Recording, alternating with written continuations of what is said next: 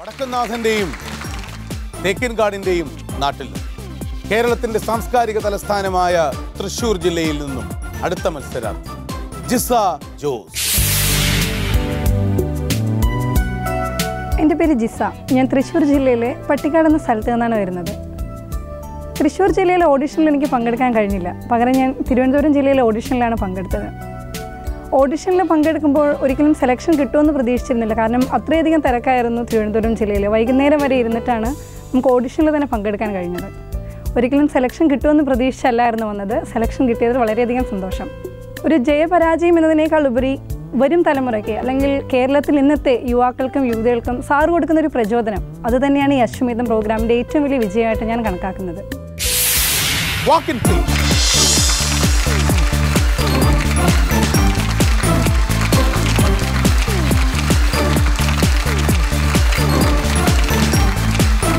Hello Jisa, Thrissur ജില്ല സ്വദേശം, Kottayam press ക്ലബിൽ ജേർണലിസം പഠിക്കുന്നു, പത്രപ്രവർത്തകയാകാൻ ആഗ്രഹിക്കുന്നു അല്ലേ? പത്രപ്രവർത്തകയൊന്നുമില്ല, ദൃശ്യമാധ്യമമാണ് ആകാം അല്ലേ? മാധ്യമ പ്രവർത്തനമാണ് ലക്ഷ്യം. പറയൂ, എന്തൊക്കെയുണ്ട് വിശേഷം? നല്ല വിശേഷം. അശ്വമേധത്തിന്റെ ആദ്യ പതിപ്പ് കണ്ടിട്ടുണ്ടോ? കണ്ടിട്ടുണ്ട്. തീരെ കുട്ടിയായിരുന്നു അന്ന്, ഹൈസ്കൂളിൽ പഠിക്കുക. ഈ ജേർണലിസത്തിലേക്ക് പഠനം വഴിതിരിച്ചു വിടുന്നതിന് മുൻപ് എന്താണ് പഠിച്ചത്? ഞാൻ ഡിഗ്രി ചെയ്തു, ഏതായിരുന്നു? Counselling psychology.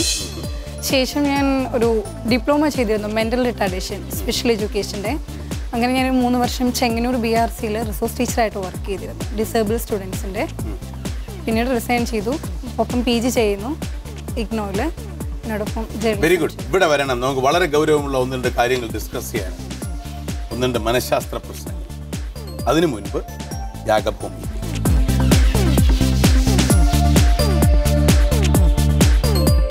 ഏകാന്തതയുടെ മനഃശാസ്ത്രത്തെക്കുറിച്ച് ജിസയുമായി ചർച്ച ചെയ്യാം. ഇപ്പോൾ യാഗം.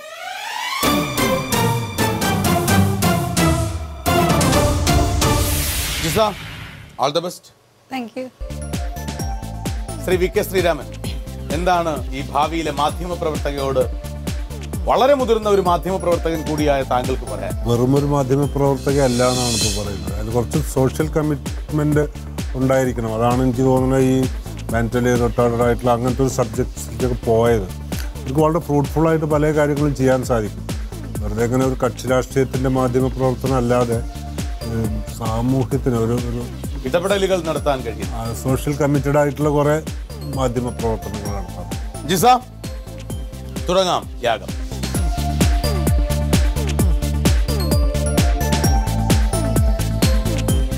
എന്താണ് വിഷയം? ചെസ്. നോക്കട്ടെ. ചതുരംഗം, ചെസ്. തിരിച്ചിട്ടു. ഞാൻ പറയുന്ന വാചകം ശരിയോ തെറ്റോ എന്ന് മാത്രം പറഞ്ഞാൽ ആദ്യത്തെ കടമ്പ കഴിയും. ചെസ് ബോർഡ് കണ്ടിട്ടുണ്ടോ? ചെസ് ബോർഡ് കണ്ടിട്ടുണ്ട്. ഒരു ചെസ് ബോർഡിൽ ഉള്ള സമചതുരങ്ങളുടെ എണ്ണം 204 ആണ്. ശരിയോ തെറ്റോ?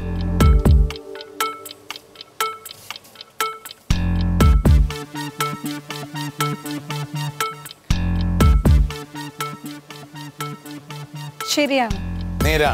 നേരാണ് ജിസ, നേരാണ്. ഒരു ചെസ് ബോർഡിൽ 64 കളങ്ങളാണ് ഉള്ളത് അല്ലേ? ജിസ പറഞ്ഞ ഉത്തരം ശരിയാണ്. കളങ്ങൾ 64 ഉള്ളെങ്കിൽ എന്താ ജിസ? സമചതുരങ്ങൾ 204 ആണ്. ആ ചെസ് ബോർഡ് ഒരു സമചതുരമാണ്. 4 കളങ്ങൾ ചേരുമ്പോൾ ഒരു സമചതുരമാണ്. 9 കളങ്ങൾ ചേരുമ്പോൾ മറ്റൊരു സമചതുരമാണ്. 16 കളങ്ങൾ ചേരുമ്പോൾ മറ്റൊരു സമചതുരം. അങ്ങനെ 1 square plus 2 square plus 3 square plus 4 square plus 5 square plus 6 square plus 7 square plus 8 square. 64 അധികം 49 അധികം 36 അധികം 25 അധികം 16 അധികം 9 അധികം 4 അധികം 1 204. ജിസയുടെ ഉത്തരം ശരിയാണ്. You have won 1000 from Mer Real. രണ്ടാം കടമ്പ. ശരി, ഇത്തവണ എന്താണ് വിഷയമെന്നോ?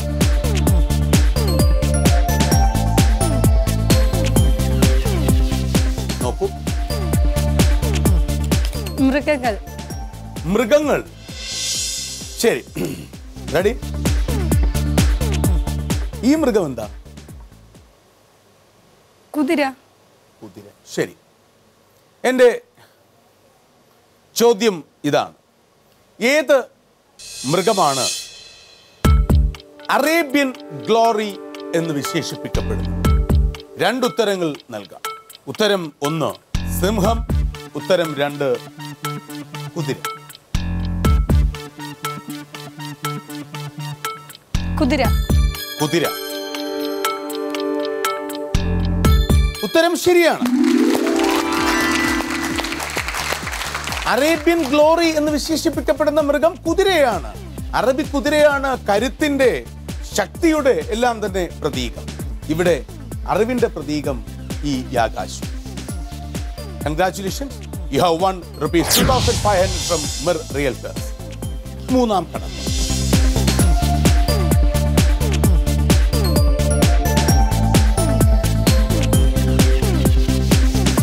എന്താണ് ഇക്കുറി ലഭിച്ചത്?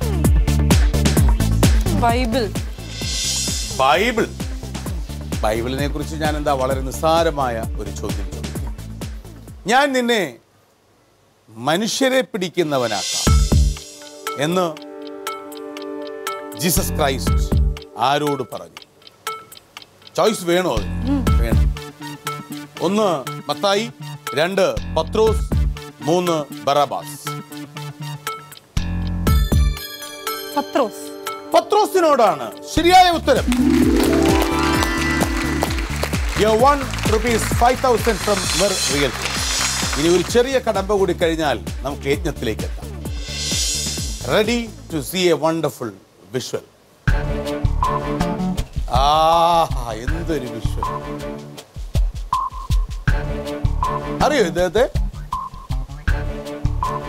ഇല്ല, ഇദ്ദേഹത്തെ അറിയില്ല. ഇദ്ദേഹത്തിന്റെ കയ്യിൽ കാശ് വല്ലതും ഉണ്ടോ? ഇദ്ദേഹം കാശുള്ള ആളാണോ? കയ്യിൽ കാശുള്ള ഒരാളാണോ? അറ്റ്ലീസ്റ്റ് എന്തെങ്കിലും ചായ വാങ്ങിച്ചു തരാൻ, ജിസയ്ക്ക് ഒരു ചായ വാങ്ങിച്ചു കൊടുക്കാൻ ഇയാളുടെ കയ്യിൽ വല്ലതും ഉണ്ടോ? ഉണ്ടെങ്കിൽ എനിക്ക് അങ്ങനെ ഒരു ചിത്രം കാണും. ഇത് കഴിഞ്ഞതിന് ശേഷം നമുക്കൊരു കോഫി കുടിക്കാൻ പോകാം. കയ്യിൽ പൈസ വല്ലതും എടുത്തിട്ടുണ്ടോ? ഇല്ല. ഇല്ല. പുള്ളിയുടെ ഉണ്ടോ നോക്കാം.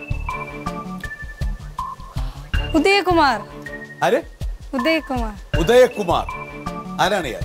ഇന്ത്യൻ റുപ്പി ചിഹ്നം ഇന്ത്യൻ റുപ്പി ചിഹ്നം ആവിഷ്കരിച്ച ഉദയകുമാർ. നമ്മുടെ രൂപയുടെ ഈ ചിഹ്നം ആവിഷ്കരിച്ച ഉദയകുമാർ. ശരിയായ ഉത്തരം Jisa. Congratulation, you have won ₹10,000 from Mir realtors. ആ ഒരു ആവേശം കണ്ടില്ലേ? രൂപയുടെ ചിഹ്നം കണ്ടപ്പോഴേ ഉദയകുമാർ. ഞാനിത് എനിക്ക് അവളുടെ ഫോട്ടോ ഇല്ലായിരുന്നു. പക്ഷെ ഞാൻ ആദ്യം അശ്വമേധത്തിനെ കുറിച്ച് വിചാരിച്ചപ്പോ പഴയ അശ്വമേധമാണെങ്കിൽ സാറിനോട് ചോദിക്കണം ഈ ഉദയകുമാറിനെ കുറിച്ച് അങ്ങനെയൊക്കെ. പിന്നെ ഞാൻ വിചാരിച്ചേ ഇന്ത്യൻ റുപ്പി ഫസ്റ്റ് കോയിൻ ചെയ്ത ആള്, ഒരിക്കലും സാർ അത് പറയാതിരിക്കില്ല. അങ്ങനെ ഞാൻ പക്ഷെ ഞാൻ പിക്ചർ എപ്പോഴും ഈ ഒരു പിക്ചർ ഞാൻ കണ്ടിരുന്നില്ല. ഞാൻ ഭയങ്കര നോട്ട് ചെയ്തിട്ട് ഞാൻ മനസ്സിൽ കണ്ടിരുന്ന ഒരാളായിരുന്നു ഉദയകുമാർ. സാറിൻ്റെ അടുത്ത് സംസാരിക്കാനായി രൂപയുടെ ചിഹ്നം കണ്ടപ്പോൾ തന്നെ വളരെ ആവേശത്തോടെയാണ് ഉദയകുമാർ എന്ന് ജിസ പറഞ്ഞു. അടയാളപ്പെടുത്തലുകൾക്ക് കാരണക്കാരാകുന്നവർക്ക് ചരിത്രത്തിൽ അവരുടേതായ ഒരു അടയാളം ഉണ്ടാകും. The man who marks things will get a mark for himself. ജിസയുടെ തീരുമാനം എന്തായി? യാഗത്തിന്റെ വിജയത്തിന് ശേഷം യജ്ഞഭൂമിയിലേക്ക് ജിസ പ്രവേശിക്കും, അതോ ഈ മത്സരത്തിൽ നിന്ന് ജിസ പിൻവാങ്ങുകയാണ്? കാത്തിരുന്ന് കാണാം.